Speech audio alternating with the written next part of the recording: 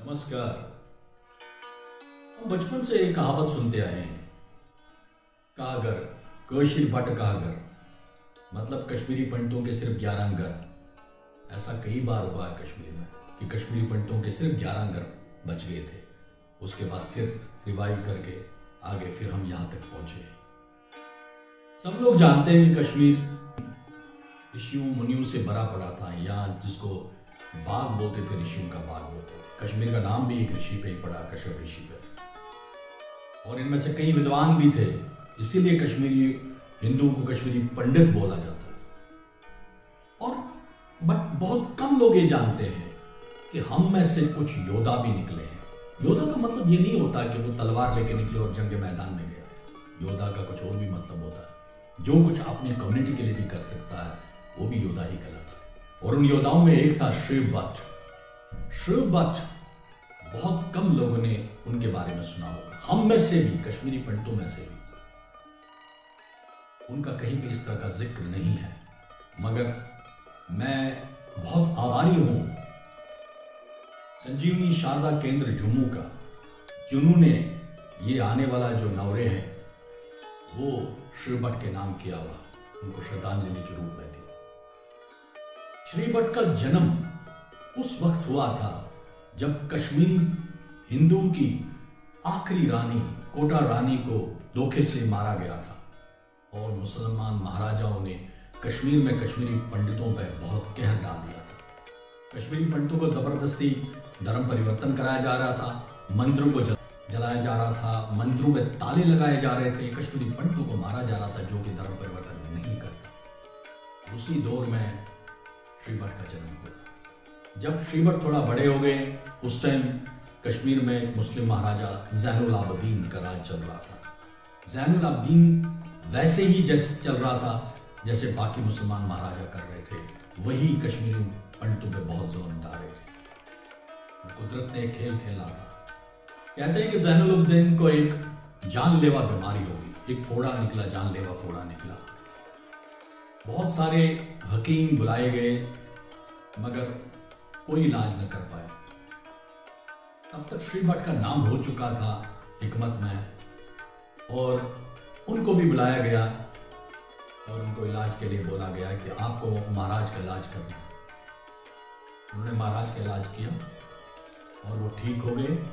और महाराज ने खुश होकर उनसे इनाम के लिए पूछा कि मांगो जो भी इनाम चाहिए। कोई भी होता, धन दौलत मांग लेता, कोई भी जमीन जायदाद मांग लेता, मगर श्रीव भट्ट ने मांगा तो क्या मांगा? उसने मांगा कि महाराज कि जो मेरी अपनी कौम पे इस टाइम जुल्म हो रहा है उसको रोका जाए। कश्मीरी पंडितों का जो जबरदस्ती धर्म परिवर्तन किया जा रहा वो रोका जाए। जो मंदिर हमारे जलाए गए हैं उनको ठीक किया जाए, जिन पे ताले लगाए गए हैं उनको खोला जाए और कश्मीरी पंडित का कत्ल गारत बंद किया जाए।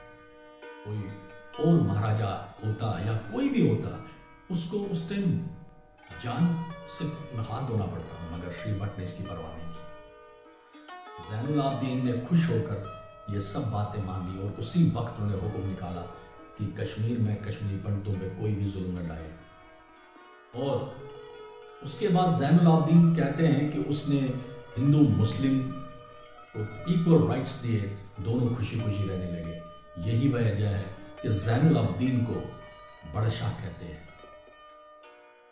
श्रीव भट्ट का नाम कहीं पे भी किसी भी टेक्स्ट बुक में आज तक नहीं देखा, मगर जैसा मैं पहले कह चुका हूं, संजीवनी शारदा केंद्र ने इस टाइम ये आने वाला जो नवरे हैं वो श्रीव भट्ट के नाम किया हुआ है। उनको श्रद्धांजलि देंगे। 3 तरह के प्रोग्राम रखे गए हैं। 12 अप्रैल को प्रोग्राम रहेगा त्याग संपन्न दिवस, और उसमें 35 साल तक के जो हमारे कश्मीरी पंडित हैं, चाहे वो मेल हो या फीमेल हो, वो 5 मिनट का एक ऑडियो वीडियो बनाएंगे श्रीव भट्ट के नाम, और ऐसे राइटिंग भी कर सकते हैं। और उसमें जो है हिंदी और इंग्लिश में 300 वर्ड्स का होना चाहिए। 13 अप्रैल को जो नवरे का दिन है, जिस दिन हम थाल बारम करते हैं, वो थाल बारम या थाली को हाथ में लेके अपने ट्रेडिशनल ड्रेसेस के साथ एक सेल्फी या एक फ़ोटो खींचिए और उसको सोशल मीडिया पे अपलोड कीजिए। और साथ में एक प्लेज, एक संकल्प लीजिए जो शारदा केंद्र ने बना रखा है, उसका संकल्प ले लीजिए। और 14 अप्रैल को 7 बजे शाम को शौर्य दिवस मनाया जाएगा। परम पूज्य जो सर संचालक है हमारे राष्ट्रीय स्वयंसेवक के डॉक्टर मोहन भागवत जी 7 बजे शाम को हमें आशीर्वाद दे देंगे। वो हमें एड्रेस करेंगे कश्मीरी पंडितों को।